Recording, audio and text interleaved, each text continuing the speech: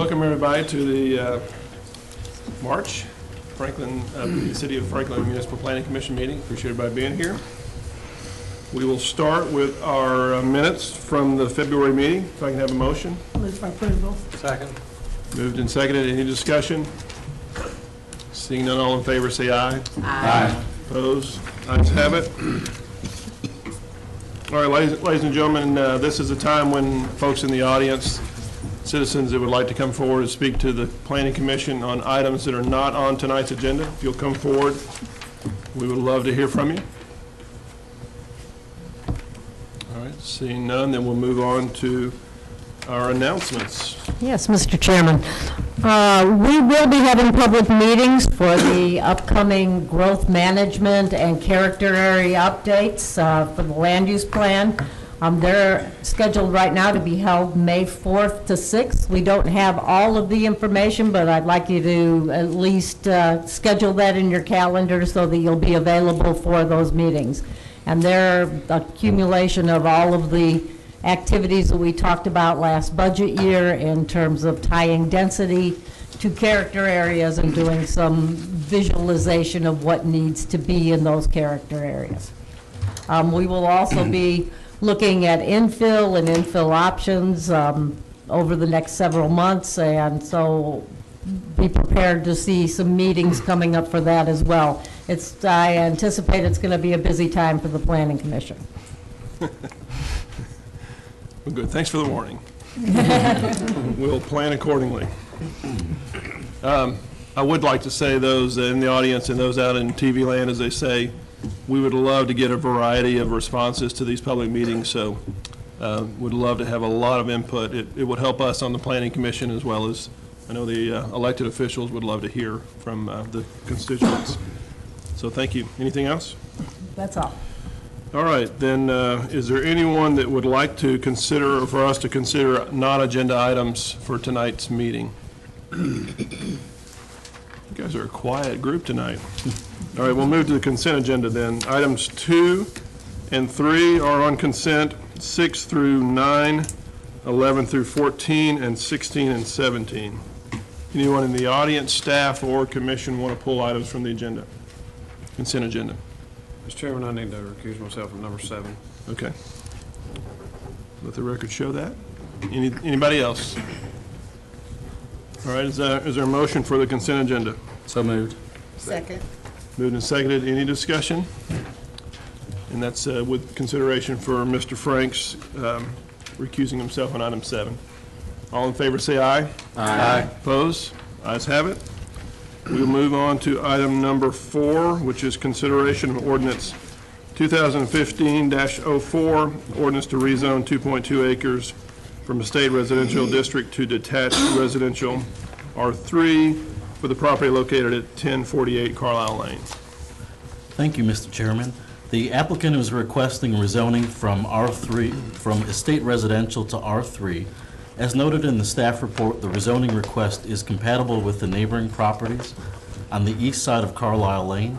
The site currently has one single-family detached residential unit, and with the rezoning, the 2.2 acre site could have a maximum of 4 units. The site is gently sloping to the interior with no floodplains or other notable features. There is a utility easement running across the rear third of the site. There's 2 important notes at this time about this parcel. There's no development plan or entitlements being requested by the applicant at this time.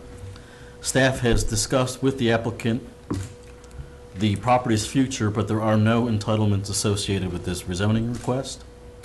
The City of Franklin Major Thoroughfare Plan calls for selected improvements to Carlisle Lane. The final alignment of these improvements are not yet finalized. City Planning and engineering staff have been working with the applicant and keeping them informed of the progress of the separate plan revision. As no entitlements are associated with this rezoning, the applicant is aware of the potential risk the roadway improvement project could have on this site. Staff has spoken with 3 neighbors of the site, 2 of which were included in your packets.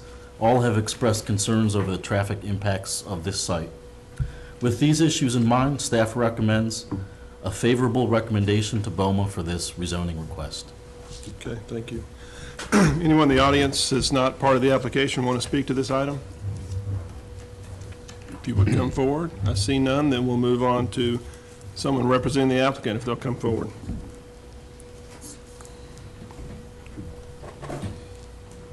Hello, my name is Greg Gamble, representing the applicant for this rezoning request. And yes, thank you, Josh. My client is interested in a future preliminary plat and final plat that would subdivide this property into 4 lots.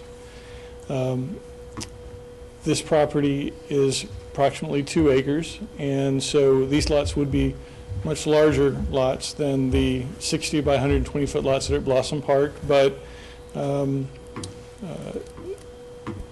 we're also taking into account that transition as we're going from Blossom Park over to Carlisle Lane, so we feel like this would be appropriate, but request your review and approval, and I'm happy to answer any questions you have tonight. Thank you. All right, thank you. Do I have a motion? Move for approval. Second. Moved and seconded. Any discussion? Is there anybody Ms. in the Peterson? audience who wants to speak about this? Oh, I gave that opportunity before the applicant came up. Okay, so we had the letter. We don't have anybody here. We do not have anybody here apparently that wanted to speak. Just wanted to make sure because of that. Okay, any other comments? All right, seeing that. Is there a proposed setbacks on this property for the next property over from that? Okay, would you like to speak to the item, I guess, since I'd asked earlier, you didn't come forward, would you like to speak now? Is I that, didn't know if that was the only time you could speak. okay, well, come on forward and if I you'll, just wanted to know if there were proposed setbacks on how far to the property next to 1044. yeah, well, if you'll come forward and speak your name and where you live, so the folks in the audience and others can hear you. My name is Tim Gill. We live at 1044 Carlisle Lane, the adjoining property to this proposed, where all the houses on Carlisle Lane are multiple acres for one house, which this is much different than that.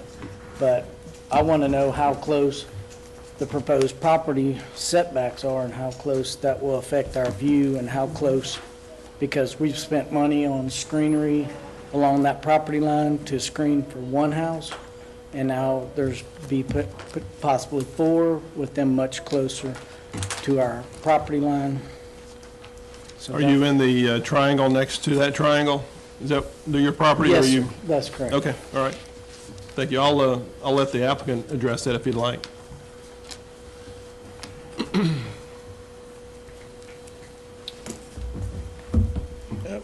With R2, R3 zoning, both of them have side yard setbacks of 5 feet. The property that he's referring to that's directly adjacent to this triangle is one of the wider lots that we're going to be proposing. Of course, a lot of these issues are going to be worked through with a preliminary plat, and honestly, we haven't even had a chance to sit down with staff and talk about transitional features and transitional landscape buffers, which are a part of the ordinance. So as you transition from larger lots to smaller lots, the zoning ordinance does require some landscape features. We'll work with staff to satisfy those. Happy to meet with the neighbors as well and walk them through that landscape plan. Okay. Is there anybody else? I don't want to cut off public comment. Is anybody else that wanted to speak that didn't realize that it was the time to speak? Okay. All right. Is there Did he any answer other that- comments? We have a answer motion. about how far, what the setbacks are? Sure. In R3 zoning, the side yard setback is 5 feet. You have to have 6 feet between dwellings. But again, because of the nature of the triangle lot, when you see it come forward in the preliminary plat, it's much wider, and there will be more of a setback along that property line as a result. It's hard to explain without the visual of the preliminary plat, but we'll be working with staff, and if we need to meet with the neighbor and walk them through that, we're happy to do that. And the front yard is? 30 feet. All right. Thank you. Any other comments? All right. We do have Oh, I a, see. It says on here, 15?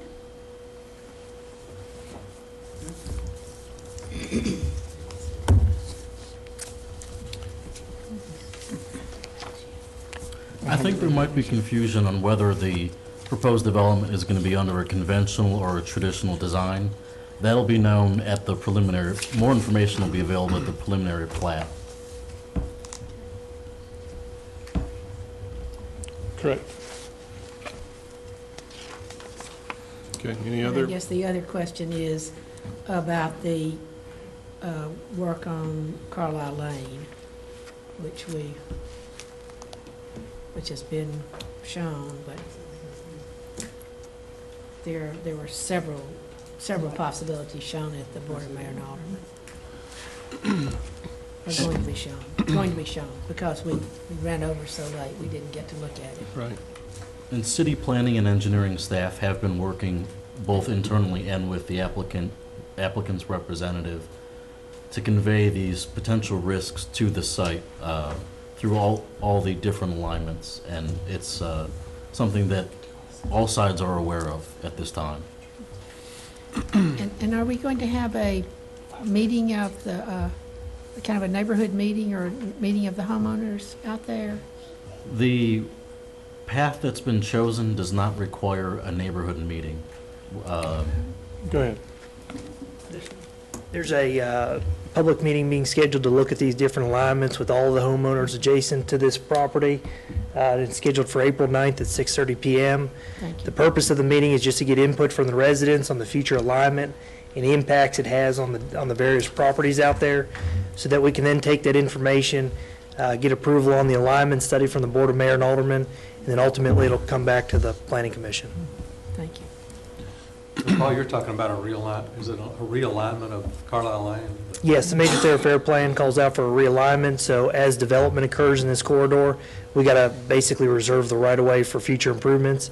There's no improvements being proposed at this time or any time in the near future, but as this area develops out, it's something that city staff just has to plan for. Thank you. All right, any other comments? All right, seeing none, all in favor, say aye. Aye. Opposed? Ayes have it.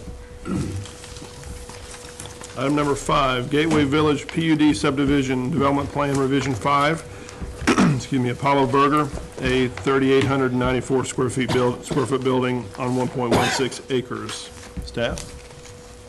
The applicant is requesting a development plan revision to allow for a 3,894 square foot restaurant located near the intersection of Moores Lane and Franklin Road. The original development plan called for a different alignment of buildings and a 15-foot walkway to the intersection. While staff has seen the proposed elevations of the building, full design elevations are approved at the site plan stage. Staff has been working with the applicant on preliminary stormwater on the site, as well as the number of required parking spaces, as both have been issues with other sites in Gateway Village subdivision. Staff recommends approval with conditions for this development plan revision. Okay, thank you. All right, anyone in the audience that wants to speak to this item that's not part of the applicant? All right, I see none. Is there someone representing the applicant? Who'll come forward? My name is Ray Flake from Civil Engineering Services. I am the engineer that represents the applicant. Okay. Any comments on the application? The only comments we have is that we agreed to all the conditions that the staff has. And again, we would like to thank the staff. They've done a wonderful job in working with us. Thank you. Okay, great. Thank you, staff. Is there a motion? Move for approval with conditions attached by staff. Second. Proper motion made. Is there any discussion? So we're gonna have a drive-through burger joint and a view shed coming into Franklin? That's what we're seeing? That is the case. Okay, any other discussion? All right, all in favor, say aye. Aye. Opposed? No. Okay. Motion passes 7-1. We will move to item number 10. Thank you. Gateway Village PUD subdivision site plan, lot 137, Touchstone Office Building, 21,000 square foot building on 1.45 acres. Staff? At the January FMPC meeting, the members of the board the members of the Planning Commission expressed their desire to review the architecture of this site plan. So we're bringing it back to you today as a side-by-side with some of the existing architecture within Gateway Village PUD subdivision.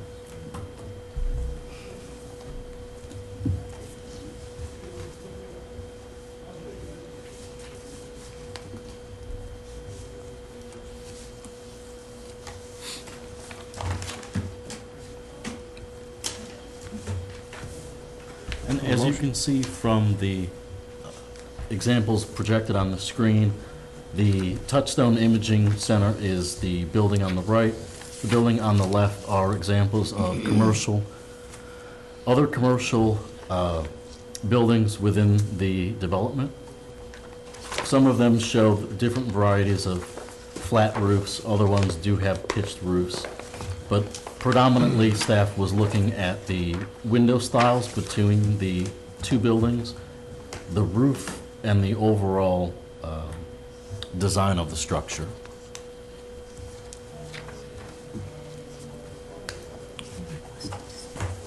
And staff is requesting disapproval, but ultimately it is Planning Commission's decision. Okay, thank you. Is there anyone in the audience who wants to speak to this item that's not part of the applicant? Okay, is there someone representing the applicant? Thank you very much, Michael Heineman, H. Michael Heineman Architects, representing Touchstone Medical Imaging. With me as well tonight is Mr. Pat Rice and Ms. Jean Shoup, both with Touchstone, and Jared Gray, the civil engineer, although I don't think we have any civil engineering questions at the moment. A little bit of history. Touchstone is a corporation based currently in Maryland Farms. They are owners and managers of medical imaging facilities around the country, and they have outgrown their facility, and they are looking forward to moving from Maryland Farms into Gateway Commons and into Franklin. They're excited about this building. We had presented, when we were on the agenda before for the concept modification to the master plan, we had presented a design which was admittedly a more contemporary design than this, and based upon comments from the staff, had revised that design to where we are today. We are extremely pleased with our concept and what we are proposing. Although we're not trying to duplicate what is there at Gateway Commons, we are trying to match the scale and the quality of materials that are there. This building is substantially brick and cast stone with only some accent materials up at the top. Yes, the windows are different on this from the other buildings. Our goal here is basically to try and create a building that looks like it's an old industrial or factory building on the edge of town that does allow for those sort of large windows. That's a sort of common thing that one would find in a traditional environment like this. The building steps down to the buildings behind. The buildings behind it are 3 and 4 stories. We are 3 stories, but we step down. Our building is 3 stories at the front, facing towards Moore's Lane, 2 stories at the back. The back half of the 3rd floor is a roof terrace, which is an amenity for the employees of Touchstone, as well as, we think, a visual amenity for the overall park. Respectfully, we'll be glad to answer any questions, but we're excited architecturally. We're excited about the design. We are approximately 90 feet from the buildings behind us, which are the taller buildings. We are 80 feet from the medical building, which is out towards the intersection, and we're 260 feet from the Goddard School building. So, no, we're not trying to match the Goddard School building in design or scale. That building's mostly roof, and we're definitely trying to be different from that. But in scale and everything, we're trying to be very close to the scale and the texture of the other 3-story commercial buildings in the park. I'll be glad to answer any questions. All right, thank you. Do I have a motion for this project? Motion to approve, is there a second? I didn't get that. Who made that? Jimmy made that. Second. Moved and seconded, any discussion? What was the reason to step it down in the back instead of towards the front or towards Well, the road? two reasons for that. First off, we had a goal of reaching 21,000 square feet for the building, but we were restricted in our footprint, so it forced us to the, which is why we have the 3 stories, or a half story on that 3rd story, which allowed for this great roof terrace. Placing that towards the back, which is also towards the south side, is appropriate for the location of that terrace, plus it also steps down towards the existing buildings. I think it's clear that they have put a lot of effort into trying to make a nice building. I think the question for us, and you know, it's not a question of whether this would be appropriate for the city. The question here is throughout the community, we look at adjacencies and how it relates to. And in this scenario, we've got a full village, Gateway Village, that's been developed and has a character to it.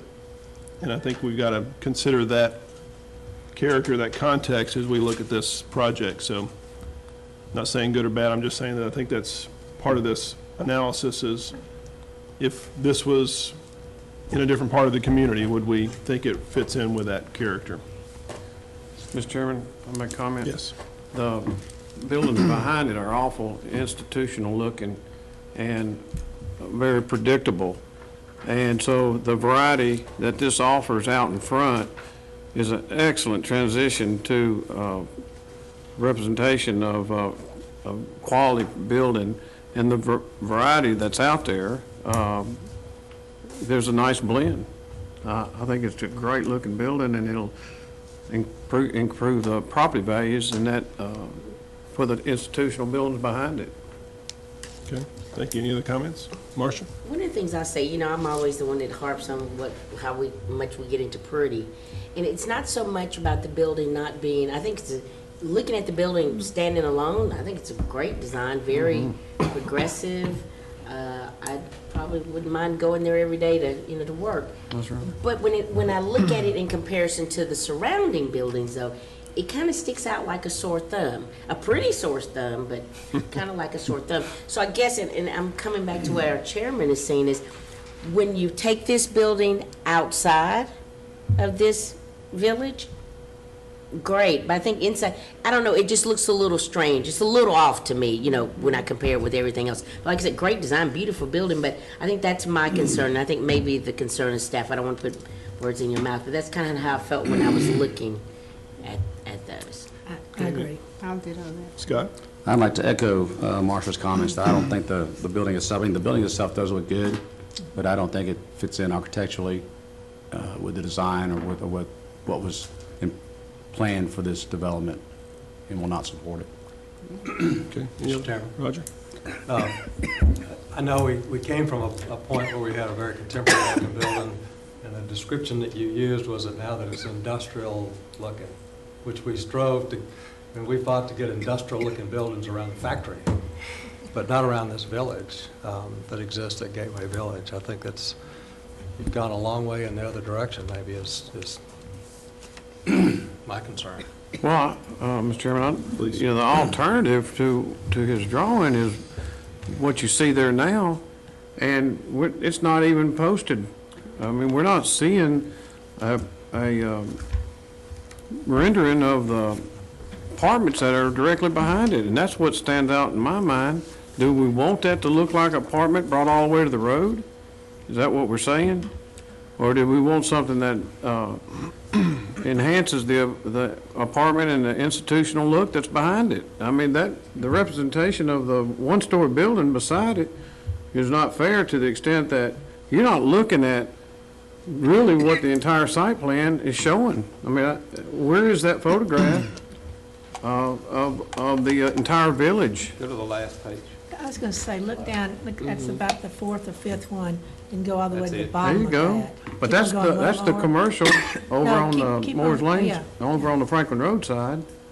And so, I mean, I've driven by 1,000 times, and I think everyone else has too, but you gotta think about, do we want the exact thing that, do we want that building to be just a standard, apartment look? Is that what we're telling them? If I may jump in, Please. the photographs, for the most part, compare it to the one-story buildings that are some distance away. It does not show that we have 3- and 4-story buildings immediately behind this building. And in scale, it's in keeping with the existing 3-story flat roof commercial buildings that are in the park. To show it next to the Goddard School building, which is 260 feet away, I don't think it's a really very fair comparison. Well, going down to the bottom of that, though, and it shows the Camden Commons, and they showed another one that was kind of in that That's a same- closer comparison there with what's on the screen right now. Yeah, but they were showing one that was kind of in that corner, that was also a 3-story. It was this one or another one. I mean, if you just clip the top off of it, that would help. All the parapet walls and all that. Well, at this point, we'd be willing to do so. To be honest, we've asked for input for the last couple of months, and other than the comment of, well, we haven't had any comments to speak of, other than what's in here. Any other comments before we vote? Anybody want to entertain a motion or I will entertain a amendment to the motion if anybody wants to. Well, does a denial start the process completely over and redraw the plans, or can he, would he be better off to just withdraw till next month and come back with removing the parapet on top? Like one of them said, if you remove the parapet, you're looking more like the apartments behind it. You may be looking more like the apartments, but some of the big issues are the windows, and the industrial feel of the windows is not what Gateway was trying to get at when it was conceived. We also look at the roof line and the parapet, and the roof is very, very different than what you would see in Gateway. This is a great building for Cool Springs. This is an absolutely beautiful building for Cool Springs. Mr. Chairman, Yes. are there components of the pattern book that lend themselves to a 3-story office building like this? That Does it conform? You could have a 3-story office building, yes, but the architecture is the issue. Well, step by step through the pattern book, we comply with everything that's in the pattern book, and we comply with everything that's in the Gateway standards, and it's approved by the Gateway Committee. I realize this is a different approval from what the Gateway standard, the Gateway Committee, but certainly approved by them. We're willing to make changes. We have asked, but we haven't heard what changes even the staff would like to have. We're willing to make modifications. We just don't know what modifications are being requested. Okay. Any other comments? And to Mr. Frank's comment, of course, obviously, if we're going to get turned down, we'd rather be deferred till next month than be turned down and have to submit a month from now for a meeting 2 months from now, if that were the case. I withdraw my second. Okay. The second's been withdrawn, so there is no longer an actual motion. I'll withdraw my motion and ask for deferral. Okay. To the next meeting. Next meeting. Deferral to the next meeting. Is there a second? So will it be a design consistent with what's already out there? Hold on, Alma, real quick. Excuse me, Is there I'm a sorry. second? Second. Okay, moved and seconded to defer. Now you can answer, I'm sorry. I was asking, what's gonna come back needs to be something that's consistent with what's out there. We understand that. To be honest, in my opinion as an architect, Gateway Commons is not what was anybody anticipated it would be. There's a mixed bag of quality there. And I know this sounds egotistical on my part. We've tried to step up from what's there. There's a lot of EFS in there, there's a lot of substandard materials. We've tried to put a building in here that we think is several steps above what's there. We want to be compatible, we just don't want to take several steps backwards. And I know that sounds egotistical as an architect, but I have to be honest. All right, so we've got a motion. Oh, go ahead. As Mel. someone has mentioned, it would be a very nice building It's a for beautiful Cut you building. off. Right. That's It's okay. a beautiful building, but It it's is. just All not right, appropriate. Marcia wanted to say I would something. just like to, because I do feel you know, where you are with the time and all of that. But I think that you could still use very quality materials, just maybe in a different way. And I would recommend, if I were you in your shoes, I would get with staff and say, okay, so what is it? And see if you can work that out. I think that will be that'll give you the easiest, I think, path to getting this thing approved. Just my opinion. All right, any other comments? We have a motion to defer and a proper second. Any other comments? All right, all in favor, say aye. Aye. Opposed? The ayes have it. All right, item 15. Selah subdivision, preliminary plat, 12 detached residential lots and 4 open space lots on 9.55 acres. Staff. Yes, this proposal subdivides a 9.55 acre lot into 12 detached residential lots. The cul-de-sac is extended off of Garden Club Court into the property. An incompatible lot size buffer is being provided on the northeast corner of the development, but the majority of the property is surrounded by already developed and subdivided land. Information from TDEC now qualifies the wet weather conveyance at the south end of the property as a stream, and as such, buffers will need to be extended, but otherwise this matches all zoning ordinance and subdivision regulations. Therefore, staff recommends approval with conditions. Okay. And the Sure. different name than what it should. Anyone in the audience wants to speak to this item? Correct, yes, the correct name is Selah. I think some Come of on the plans forward still and- say. Yeah, please, please. We'll try not to bite. We'll be nice. Hi, I'm Barbara McDowell. I live in Garden Club Estates on Coreopsis Court. I'm a member of the Homeowners Association board there. I guess my question is this. First of all, when we moved into our house, McEwen was the main street back there before they opened up the new turnaround and the 4 lanes back there. They closed off that and renamed it Garden Club Court. So we don't have the traffic that we used to have. Now, if we've got someone that's coming in to develop this property, are they going to open that street back up from the new McEwen for entrance? And what value of homes are they going to put on this property? Because our houses in Garden Club Estates have held their value and gone up in value since we bought ours in 2009. So that's my question is, what is the value of the homes going in there? And are you going to open up Garden Club Court as a main street from McEwen? And this is my husband.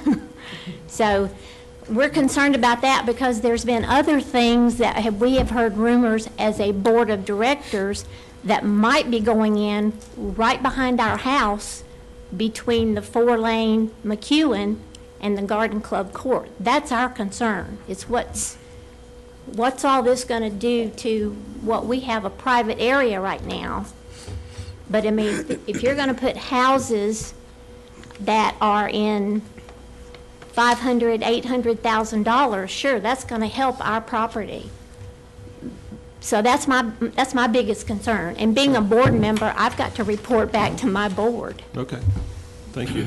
And I'm her husband, and Do David. you live at the same place? I live upstairs and she.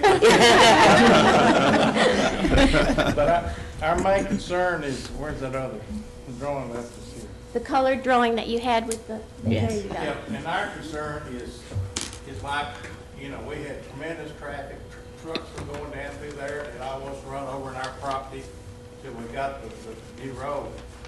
And we were really concerned about the development up here and how it's going to impact us on one side. It's very unclear.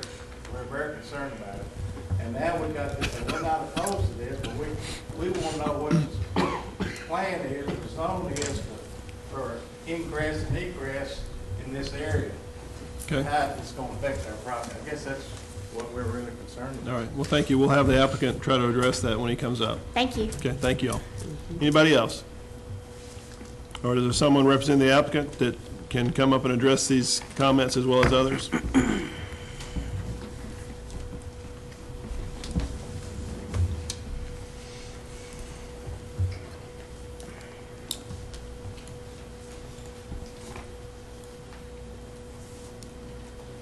Good evening. Daniel Woods with the Addison Group, representing the applicant. We're in agreement with the staff comments tonight as they've been laid out, and appreciate everything the staff's done for us to answer their questions, and I'm happy to discuss afterwards, too. No, we will not be allowed to connect to McEwen, so this will only connect to Garden Club Court. So those are discussions we've had with Carl Baughman, the traffic engineer. And as far as the value, I can't put an exact number on it, but because this is these will be at market level, so since these are at 2015 prices, I would anticipate that these are going to be significantly more expensive than the Garden Club Court next door. So I feel confident in the value of these as well. So, but happy to answer any questions as well. Okay, thank you. All right, is there a motion? Move for approval. Second. Moved and seconded. Any discussion? All right, all in favor say aye. Aye. Opposed? Ayes have it. Thank you. Thank you. All right, we move to item number 18, Franklin Land Use Plan Amendment for Central Franklin Special Area 9, in the addition of Special Area 10. Thank you, Mr. Chair. This amendment before you tonight is the result of the Community Planning Assistance Team study through their APA initiative, stakeholder input, and illustrations created by local design professional volunteers on the Fifth Avenue North area. It also includes the directions staff was given at the January joint workshop. The amendment calls for allowing redevelopment to occur along the outer fringes of the floodplain in this corridor while continuing to recommend open space and recreation uses in the deeper floodplain. Staff recommends approval of this land use plan amendment with one correction to the text on the third page under the heading 4th Avenue North, North Margin Street. The second sentence should read, small-scale office uses are appropriate and building height should not exceed 2 stories. If the FMPC approves this amendment, staff will begin to draft the zoning ordinance text amendments to allow the implementation of this land use plan. Thank you. All right, thank you. Anyone in the audience who wants to speak to this item? You come forward and give us your name and where you live.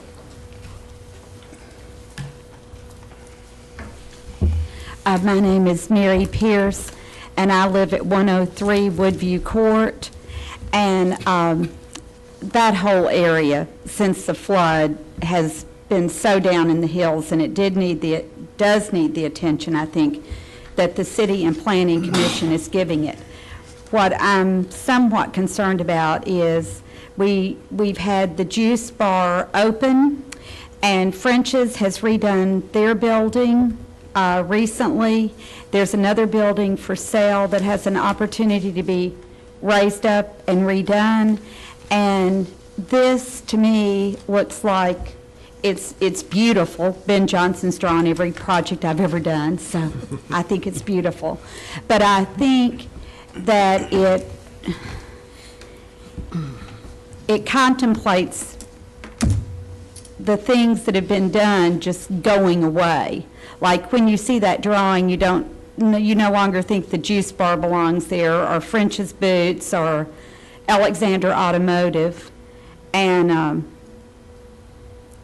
I don't know how you address that, but that is a concern I have, that area seems to be emerging more in a small town way where you're breaking away from the downtown and going more into a suburban use. And who was it? I don't remember who said, I think Catherine Powers did, that this would be like she said about the last building, it would be a great building in Cool Springs. And I wonder if some of this would be a great building somewhere else, but maybe needs tweaked a little bit right there.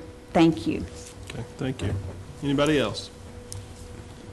All right, is there, I guess the city's representing the applicant. Mr. Chairman, I would like to say that this is a vision of what could be built out there. We don't have any requirement, nor do we have any intention of taking out the things that are already there, that are producers for our city and that are existing businesses. That's not at all what we're looking at. What we're looking at is, you know, should those businesses go out of business? Or 50 years from now, what can be placed there? What do we see as a vision for that area? Where the area is not built up, this is what the vision is for the area. We're not at all looking to displace anyone. Okay, all right. Do I have a motion? Move for approval. Second. Moved and seconded, discussion? Yes. Ms. Peterson, please. I have some things. I have a concern that this would be, to me, perhaps not realistic whenever you look at how much money would have to be put into this in an area that basically is in the floodplain. And as the CPAT people said, it would be financially difficult as well as architecturally difficult to get something that would work there. But, and it's not only, you know, just in the floodplain, and I appreciate the design that was shown where there's a, you know, the parking on the bottom floor and everything. And the things that I have seen that have been built back in areas where they flooded and they had the parking on the floor, you know, on the first floor there, were things like hotels or motels, or probably motels, I guess. And the houses that I've seen, you know, that are in a depth of flood that is out in this area, you know, have parking underneath them, and then they have these big steps that just come up. I do not see the amount of investment that these nice-looking pictures would require. That's what I think. You know, and you know, I also have a very definite feeling about encouraging development in the floodplain. But as I say, it just seems, a very large reach to go this far. And also, I haven't said some specific things. They show a future connection over through Alexander and up onto the John Deere place. And I want to tell you, and also it's over Sharps Branch there, which would require a bridge. It would not just be you could put some kind of culvert there. Absolutely. So, as I say, it seemed, it seemed maybe unrealistic to me. Okay. Roger? And Mr. Chairman, bear in mind that this was created by a bunch of unpaid yet extremely talented and knowledgeable I noticed volunteers. that you were one of them. Myself included. And this being simply kind of a conceptual look at what you could do at what is a significant commercial corridor coming into our city, and accepting the fact that you can't build at ground level. Already the juice bar, which didn't exist and wasn't in my mind or anybody else's mind when we created this, certainly French's was rebuilt and Alexander Motors was rebuilt, but a lot of stuff down there stands vacant for years. And who knows, in the event of another flood, whether Alexander's will bounce right back into their facility or French's will either. Multiple floods have a way of dampening your enthusiasm for your location and your business. And anything else that goes in there, just like the juice bar, they had to take the roof off of that building to get the ground floor of it high enough to meet the floodplain standards. So anything that gets built down there is going to have to be built on an elevated foundation. Right. So, and that's what this does. This has an elevated first, use level with a parking garage below it, it can flood, and you can pressure wash the mud out and open back up for business next week. So it's conceptual, and certainly but it kind of goes to the whole concept that you've got a lot of really special considerations when you build in a place that has this much floodplain. So. And I don't know whether you can read it on the materials that we have here, but on some earlier materials, it says 3-story office over retail with one of them, for example, being 26,000 square feet and another one being more than 45,000 square feet. And that's where, you know, I have the concern, not necessarily that no one would ever do this, but it would require a large financial commitment there. And again, as all of us have seen, and some of us have seen several times, this flooding here. Right.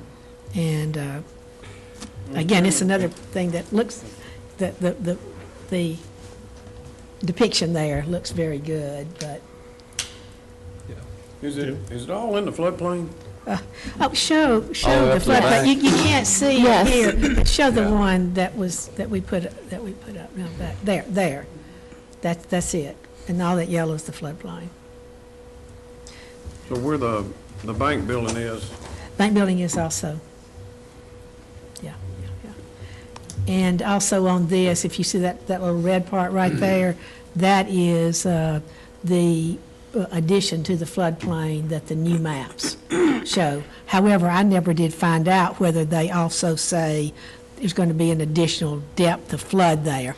We haven't said that about the new FEMA firm maps, that some of them say that there's additional depth. It's not just that it's going out to further properties, you know. It kind of looks like we're identifying the corridors coming into Franklin, from whether it's from Franklin Road or whether it's from Columbia Avenue or Hillsborough Road there. So it's consistent architectural, seems like. Is that the goal for staff? Well, again, this is just a vision, and what we get when somebody actually applies may not look exactly like this, but we like the idea of the underground parking where it allows a pedestal to build up, and we hope to encourage that type of vision as we move forward in this area. And not to be facetious, but maybe to be facetious, if no one decides to put this much money and develop that, we can take all these fees in lieu of sidewalks and fees in lieu of parks, and maybe we can just buy it and make a park there, because we get a lot of those. I understand what you're saying about it being conceptual, but hey, we could. But you know, too, in the event, I'm sorry. And as part of this, there are areas where we say that there is no development, that the floodplain is just simply too deep for it to make sense for somebody to develop. And the market may well decide that for us. I was going to say, well, this is a difficult area that they were dealing with, and I think this team did an excellent job to come up with this concept. These things may not happen, but at least we've got a plan, we've got something to look at and something to go by. Yeah. Roger, you had something else? Well, I was just going to say that in the event of an additional disaster that would result in a disaster declaration and so forth, and the potential for FEMA funds to do buyouts of substantially damaged structures would potentially come into play in a place like this, where you could offer a homeowner or a landowner or a property owner fair market value for his property and then bulldoze the building. It would have to remain in an undeveloped park-like state after you did that, but we've bought 250 houses in Nashville to tear down and mow the grass on. So those are houses that will never flood again. Well, that's what I was going to ask, Roger. What is Nashville? In this case, if somebody brought that before Nashville Planning Commission, is that a allowable alternative? I mean, you can build and develop in the floodplain as long as you compensate cuts and fills. And that's the intent of leaving an open parking structure underneath, because you're allowing that whole level to flood 3 to 5 to whatever feet deep. But it has to be structurally designed to accommodate that, but then you're not damaging interior walls and interior finish and mechanical systems and things like that. So the intent is, and there's a new executive order that's been released in the last 30 to 45 days that will establish more stringent regulations for development in floodplains. It happens that their more stringent regulations are just at the point of beginning to equal what Franklin has established. It's a 3-foot freeboard requirement for residential properties. Nashville has a 4-foot freeboard requirement. This new executive order requests a 3-foot freeboard, but it also requests like a 2-foot freeboard for commercial structures, which is more than what Nashville has. And more than what And that's to Franklin simply has. say that your first level of business or your first level of your residential property has to be that many feet above the 100-year flood elevation. We've got new maps here in Franklin that raise some of those elevations. So to just envision what would French's look like if you had to climb 6 or 8 steps to get up into their building. French's likely would want to move somewhere else rather than build a compliant structure to sell boots, and they're closer to the Harpeth floodplain than any structure on Fifth Avenue. So those are the kinds of things.